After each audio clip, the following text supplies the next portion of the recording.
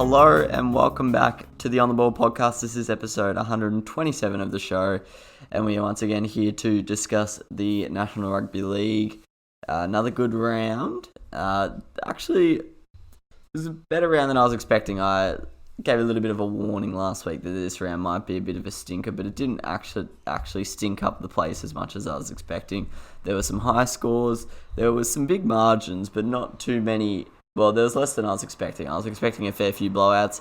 I went with the 8 favourites for my tipping. Didn't get all 8 right, so that basically means it was a good round. There were a couple upsets. The Broncos got up over the Titans. The Tigers upset the Dragons, so that was good enough to keep it interesting. Looking forward a lot more to this upcoming round than the round just previously gone. There's some really, really good games this week, but we'll get to that more at the end of the episode. But we're going to go through the similar structure as always this week. Our list segment is going to be a commentators tier list, so looking at all the Fox League commentators and ranking them. And we're also obviously going to do the usual stuff, do our predictions for next week, talk about our predicted top 8, the winners and losers. I'm going to do something a little bit different this week. I've picked a game to highlight, and I'm going to go through that game in depth, and then after I'll go through the winners and losers from the other games. But my game of the week, not necessarily game of the week, but the game I chose to in-depthly analyse is the Raiders-Rabbitohs game. It was a really interesting one, actually.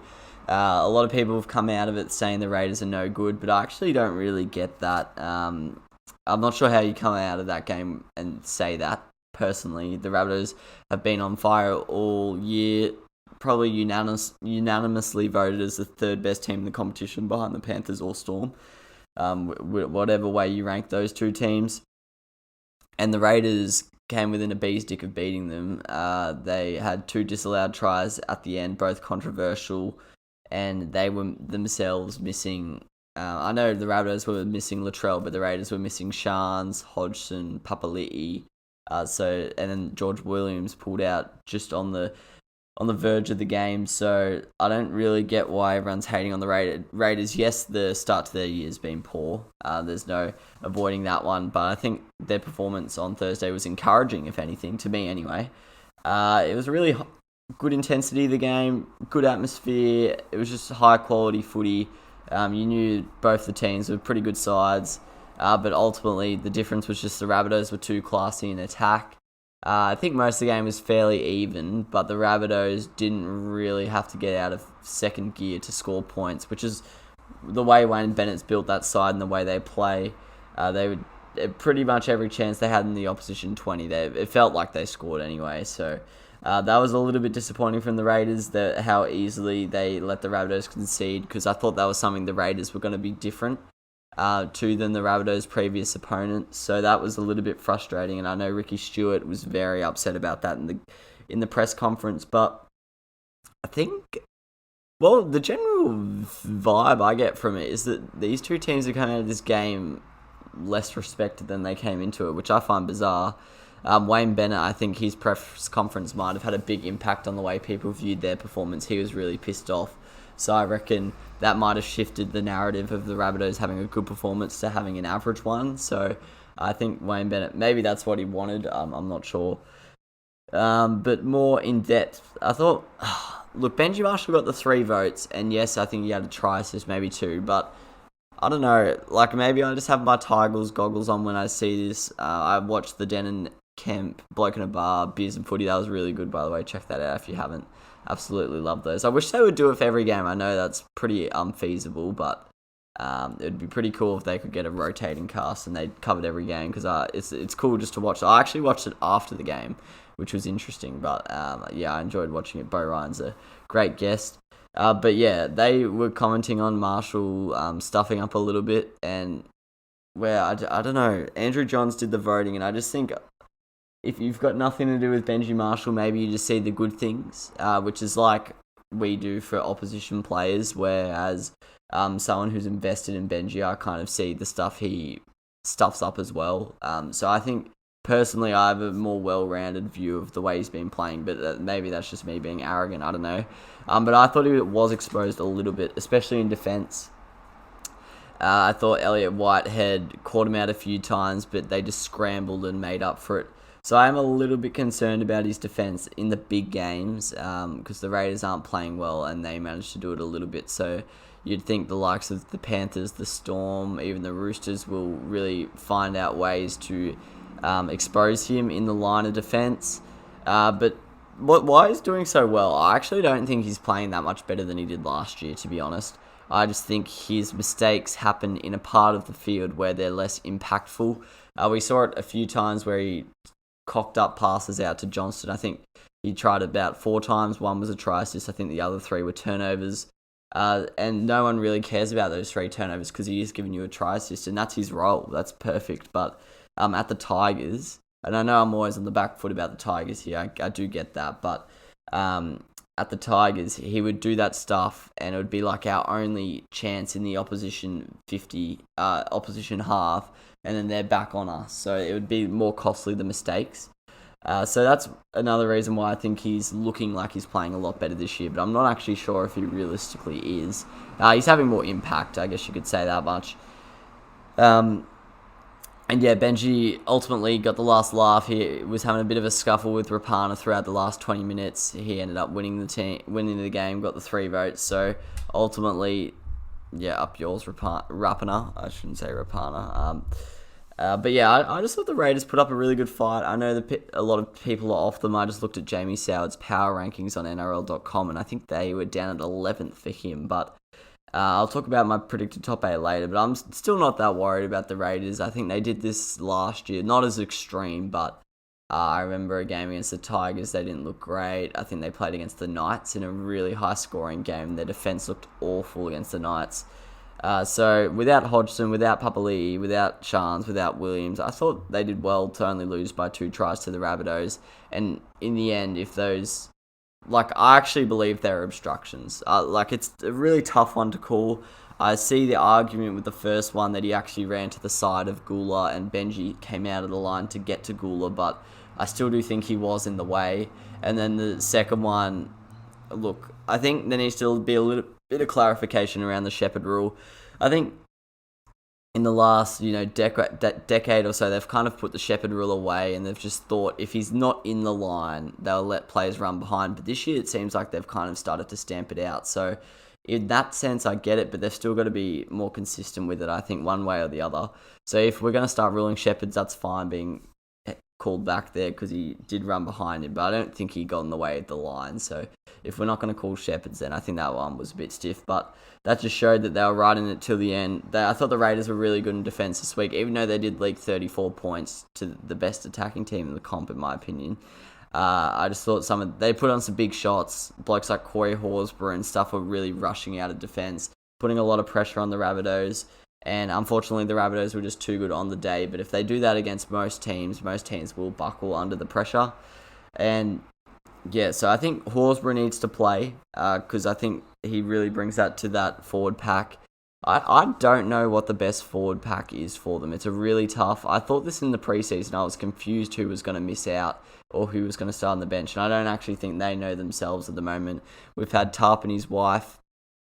I think it was his wife, might have been his mum. I think it was his wife come out on some form of social media and has basically torn Ricky Stewart a new one for treating Joe Tarpany like he's been treating him, saying it's ridiculous having an international player on your bench for 50 minutes. But yeah, I haven't watched their games too closely before this one, so I'm not going to come out and say I know what the perfect formula is. But yeah, it's just really strange their forward setup. The thought that Papali'i isn't in the starting team. That Tarpany's on the starting team, that Hudson Young's now on the fringe of the team despite starting the year as one of their best players. Harawira Naira, I think... Oh, sorry, I didn't pronounce that right. I've forgotten how Danny Kent was saying it, but he was saying it right. It's like Harawira Naira or something like that. Not sure. CHN, I'll call him. I thought he was pretty decent. Maybe needs a little bit less time on the field to be more impactful, but I think his offloading and tackle breaking ability is the closest thing to John Bateman there is in the NRL, so I think he should stay in the team personally. But yeah, that's something Ricky's got to work out because that's a really tough one. But yeah, I get why he was mad about the obstruction calls, but I think you can't complain too much. I know Benji played for one, but it's a tough one. But I think it's fair enough. I thought Caleb Aikens played really well.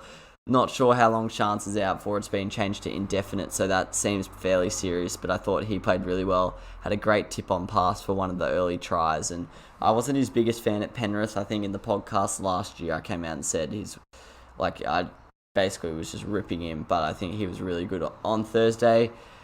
But then back to the Rabbitohs side, Wayne Bennett was just really not happy about the performance. Wasn't happy with Benji. Said he's been reading about himself all week, which I have to say I enjoyed that call, but Bennett did not at all. But to be honest, the Rabbitohs 14-point winners, and in attack it didn't look like they really overstretched themselves. So they really exposed the Raiders' right edge with Curtis Scott and Bailey Simonson really struggling to handle that left edge of the Rabbitohs. Everyone's saying it's the best left edge in the comp along with the Panthers. I have to say, people just need to take a breath and remember the Melbourne Storm left edge is still pretty good. Olam, Adokar, Kenny Bromwich and Munster. I think it's pretty hard to beat that one personally, but I do get the calls. Good game all up. Enjoyed my Thursday night viewing. Well done to the Raiders for putting up a fight. Well done to the Rabbitohs for getting over the line. And interested to see how the two teams roll onto this week, because sadly the Rabbitohs did not come out of it as clean-skinned or clean-shaven. I don't know what I'm looking for, but they didn't come out unscathed. They took a fair toll on the game. Cameron Murray's out for at least a month. Reynolds is out for at least a month. Campbell Graham's out for at least a month. Jackson Paulo's out for about 8 weeks. So that's going to be really testing their depth now. I think Latrell might have one more game on the sidelines, but I'm not too sure. So they've got a really tough test this week against the Storm. And unfortunately, that was probably just a big loser over the weekend. There were some big injuries to some big players in our competition. Corey Thompson got injured for 2 months for the Titans. Lindsay Collins and Brett Morris out for a year. Really rough on the Roosters. I know they have an older list, so inevitably you're going to get more injuries, but their injury luck in the last 18 months has been nothing short of horrid. The scenes of Brett Morris crying really got to me. I was tearing up seeing that when Josh came over and gave him a hug and sat next to him. That was really hard to see. Hopefully it's not his last game. Well and truly could be though. And I'm sure if he announces retirement or whatever, we'll discuss it more. But if it is his last game, unreal career. Probably the best winger in my lifetime. He was just so good. But I'll probably leave that door open until it's official or whatever happens there, and then we'll address it. But some other big news as well. Zach Lomax is out for a certain amount of time. They're not sure yet because it is just a thumb, I think. But that's worrisome because I do believe he is in the Blues' best 17. So some really sad injuries, especially to the Roosters and Rabbitohs, which could affect their chances over the next few weeks. But moving on to the winners, and the biggest winner for this week is the Broncos, in my opinion. Massive comeback win over the baby brother club down the highway. The Gold Coast Titans, everyone's been hyping them up all year, saying they're clearly the best Queensland team, which I still believe they are, but the Broncos, huge comeback victory. I think they scored 36 straight points or something like that. Asako had a bit of a rough start to the game. I think he had a poor 10 minutes, but then he just decided to cut loose. His best game of his career, you'd have to say, at fullback anyway. 9 tackle breaks, 2 tries, 2 try assists. He was massive. It was just a huge win for everyone involved. Really happy for Kevin Walters because he's walked into a bit of a death job there. And I'm glad that takes the pressure off a little bit for them. And I think Tavita Pangai also deserves a shout out. He's had a really good month of football in this new look role as an edge back rower, playing 80 minutes.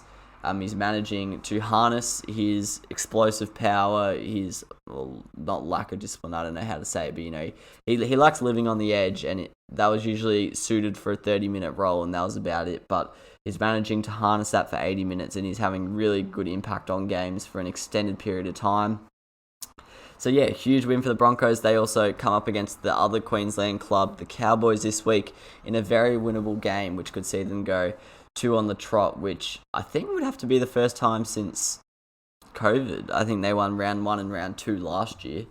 Don't quote me on that, but I don't think they've won back-to-back games ever since, because I think they've only beaten the Bulldogs and then on the weekend. So well done to the Broncos. Definitely more than 2 points that win. And hopefully they can get some momentum rolling towards the rest of the season. My other winner, yes, it wasn't the prettiest of victories, but they got the job done, similar to the Broncos did in a lot classier style, but we'll still get around them. My beloved Tigers, they really, really needed a win this week, arguably more than the Broncos. Madge Maguire was under a lot of heat. The fans were getting frustrated and also getting lipped off on Twitter. And the players were probably sick of losing, so really happy for the boys. They've put in some decent performances throughout the year, yes, some stinkers as well, but probably didn't deserve to only have one win in the bank. They've also had a tough run of fixtures, but came up against a Dragons team that sat, I think, just outside the top 4, and they won pretty comfortably. It was only 8 points, but yeah, they just outplayed the Dragons in most aspects of the game. I thought the Dragons were really bad. I do have to say that, but when you're a bottom feeder like the Tigers are right now, we'll take what we can get. Just touching on the Tigers standouts, I thought Zach Sini, obviously the name on everyone's lips right now, he looked really good on debut.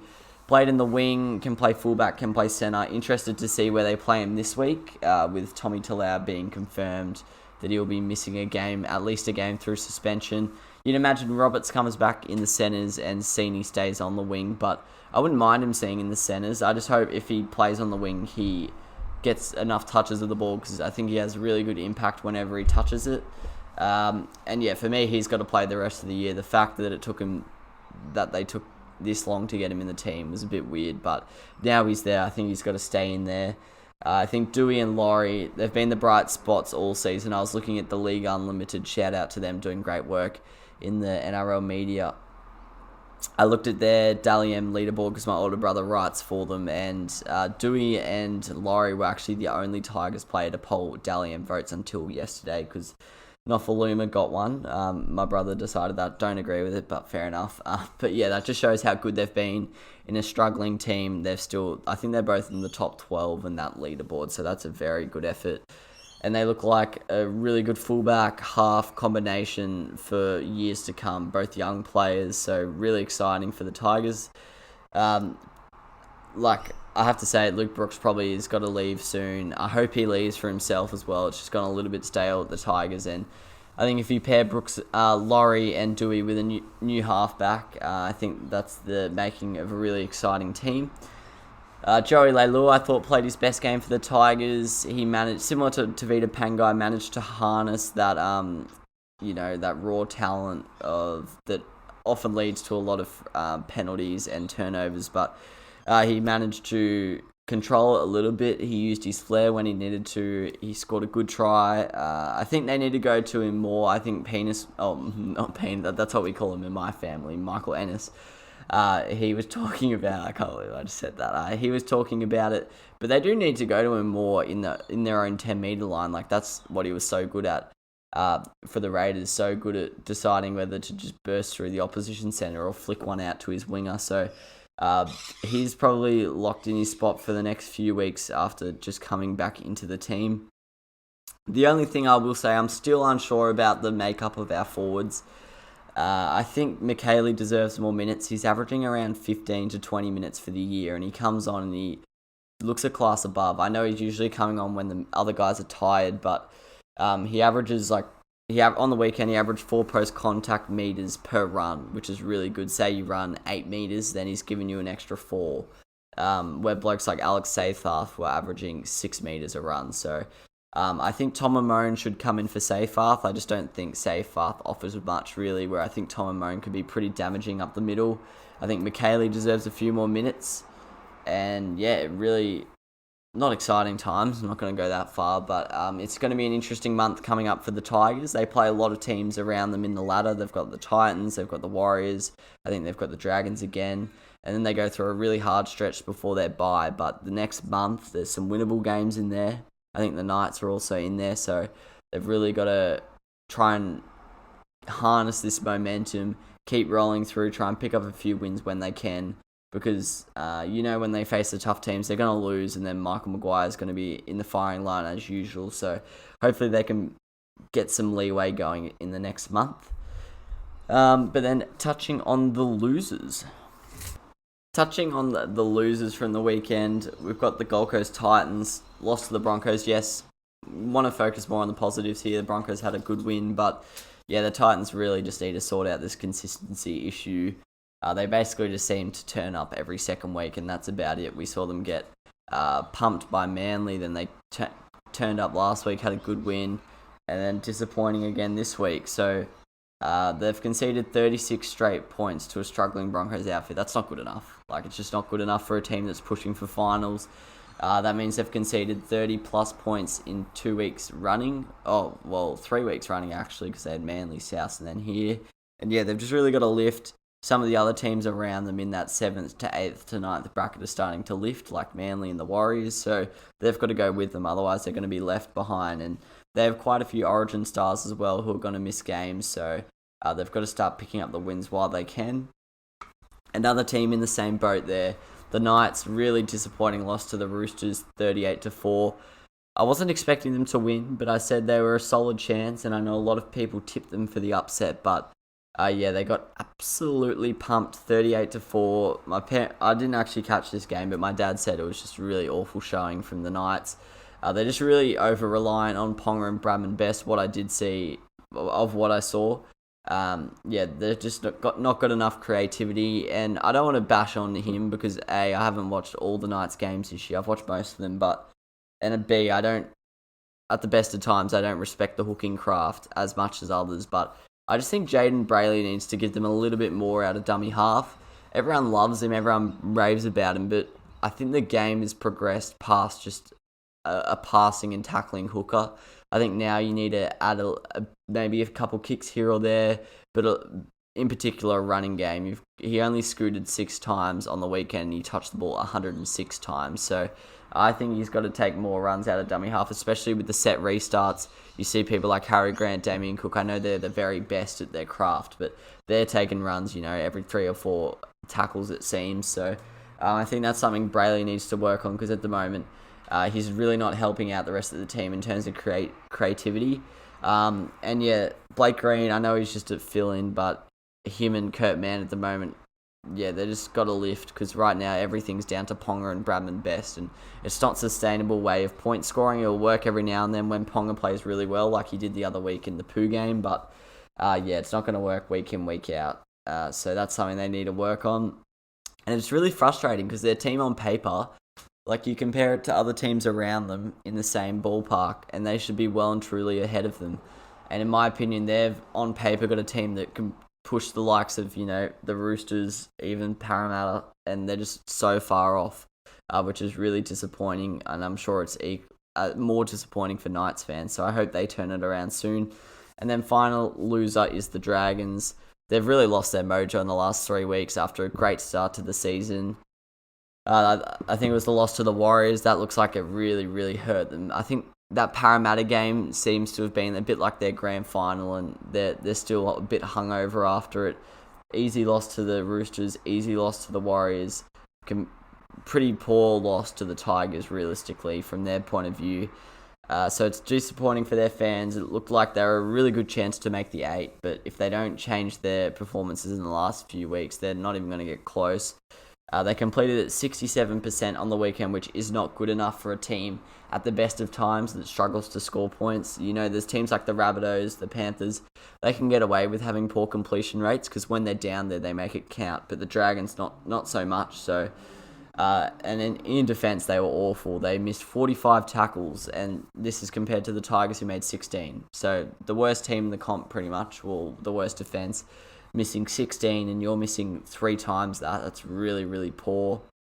And they let the Tigers have 7 line breaks, which is just unheard of for a struggling Tigers team. So the Dragons really need to have a good hard look at themselves and bounce back this week.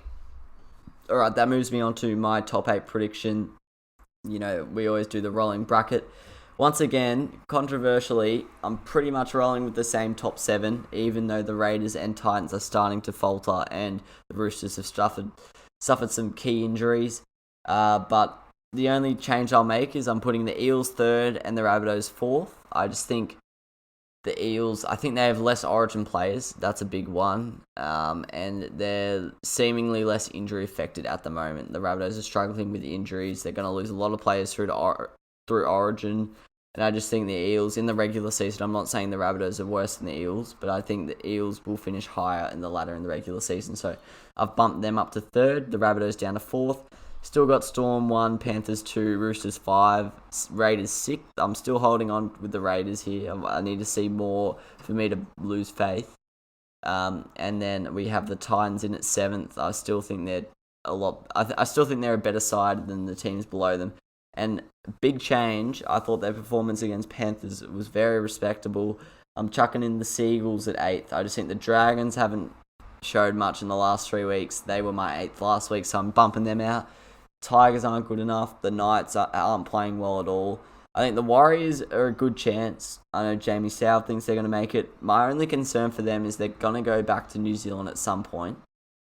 And I actually think it's going to have a bad effect on the team. I thought, conceptually and at the start of the season, I thought it was going to be a good thing for them when they go back. But I was thinking about it today, and I just think they've built, from the outside, it looks like they've built a really resilient culture on the Central Coast. They don't have to travel as far. I know that works both ways with the opposition team, but they're travelling every second week where the opposition travels once and then for the year.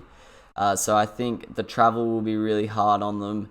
And also, this is so savage, but in Australia, they've basically had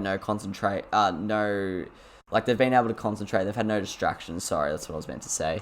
A lot of them have sadly not been able to see their families, and they've just been bonding tight as a unit, where I think when they go back home, they might fall back into old habits. And in the past, really, before 2020, the Warriors were a completely different side and haven't looked like they have in the last 18 months. So I'm worried about the Warriors when they go home, but they're definitely a good enough team to make that top 8 if they can avoid falling into old habits back at home. So yeah, well on to the Seagulls. Pretty crazy to think they're in my top 8 after looking like a bottom feeder a few weeks ago. Alright, moving on to the famous list segment. I should make a name for this segment, but I just like calling it list, Last week I did a coach's tier list. I was thinking about whipping out my draft idea, but I'm going to save that, and I think I'm going to do pretty much a draft every week from a certain point and discuss who would have got drafted where in what year if there was an NRL draft. But this week I'm doing a commentator's tier list. My tiers are, number 1, what would watch them talk about ants. So they just, make everything exciting. They're fun. By the way, there's a mixture of commentators, presenters, borderline comedians, but we'll all have a look at them. Next, I've got happy to see them. So whenever I chuck on the TV, see they're commentating or on a show, I'm happy that they're there. Next, I've got serviceable. I'm not mad about it. They're going to do a good job. They're not going to take away from the game or anything. 4th, I'll cop. Obviously would prefer someone else, but I'll get over it and try and enjoy the game. And 5th, get off my screen. I don't want to watch it when you are commentating. Hopefully it doesn't rain on me here. It's getting pretty dark, but we're going to make our way through it. Andrew Voss, number 1, straight into the GOAT tier. Would watch him talk about absolutely anything, and of course I would watch him talk about ants. Him and Brandy, for me, are the best commentary duo there is. I'm not going to be talking about the Channel 9 crew, by the way, because I don't watch much Channel 9 footy, so Vossi and Brandy, they can make any game exciting. They have the right balance of rugby league analysis, but also having a laugh. One thing I like about them, me and my mum, we always, like to point out things in the crowd, or like when a player loses their dacks, have a laugh at that. Some of the other serious commentators are too focused on the game where they don't point out things like that, where Vossi often points out the things that, the regular punter sees and enjoys, so I love that about him. Jeez, it's raining leaves out here at my house. And then next, I've got Ben Ikin. I have to say, I don't see too much of him around. He does a few super sad days here or there. I don't watch much of NRL 360. I'm going to put him serviceable. I don't hate him. I think sometimes Paul Kent can bring the worst out of him on NRL 360. It is legit raining leaves here. But I wouldn't really want him to see him getting any more gigs. He just does a job. Braithen Nasta, it's tough between serviceable and I'll cop. Really depends who he's with. I'm probably going to put him in the I'll cop. Sometimes he's good. When he's having a laugh, he's really funny, but sometimes I disagree with some of his rugby league opinions. Next, I've got Fletch, serviceable. He's really funny at times, but other times he can be a bit annoying. He doesn't know much about footy, in my opinion, but he's funny, so I'll put him there. Corey Parker, I'm going to put him in old cop. Not the biggest fan of Corey Parker. He's better than some of the ones in the past, but yeah, not the biggest fan of him. He does a job. He has a laugh sometimes, but I'll put him in the old cop. Gordon Tallis, old cop once again. I know I've put a few in there, but he's not great. He's probably not built for TV, but he does a job.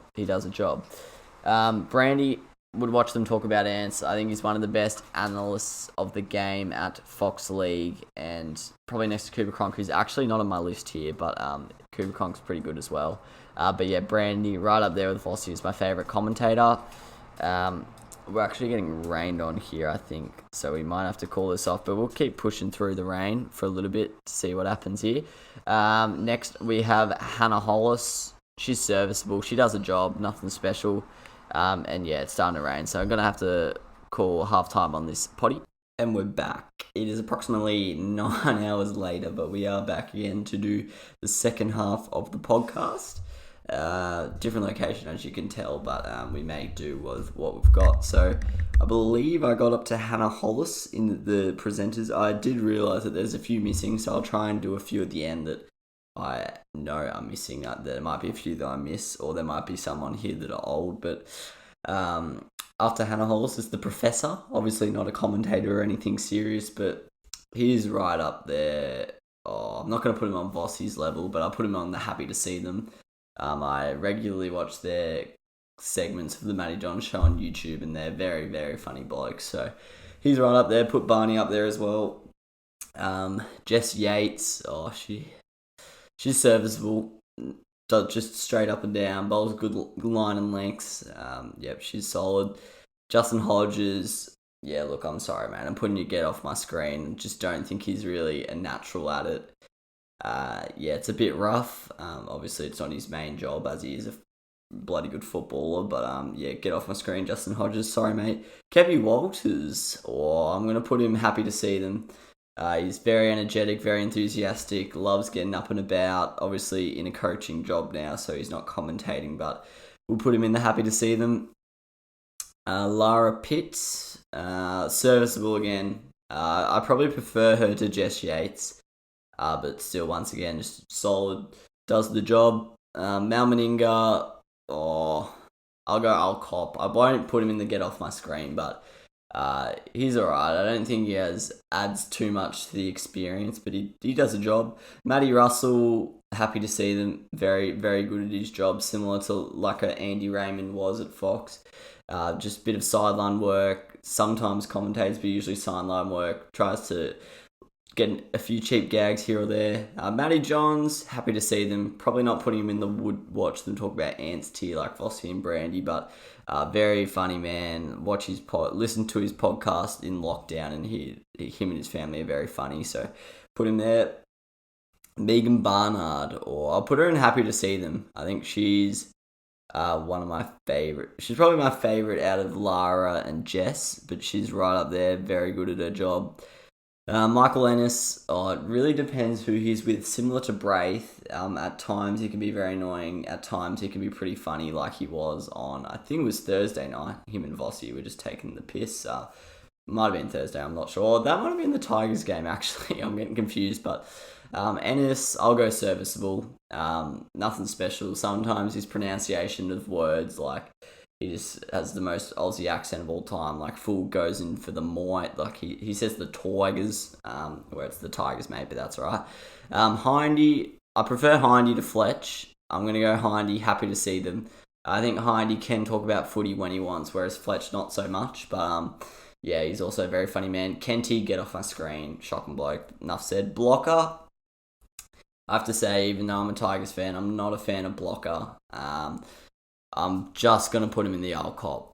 Borderline get off my screen, but I'll just go old cop. I think a lot of his opinions are outdated. Some of the things he says about like high shots and stuff just belong in the 80s or wherever when he played. I don't think he adds too much, but he has a good laugh sometimes, so that'll keep him in.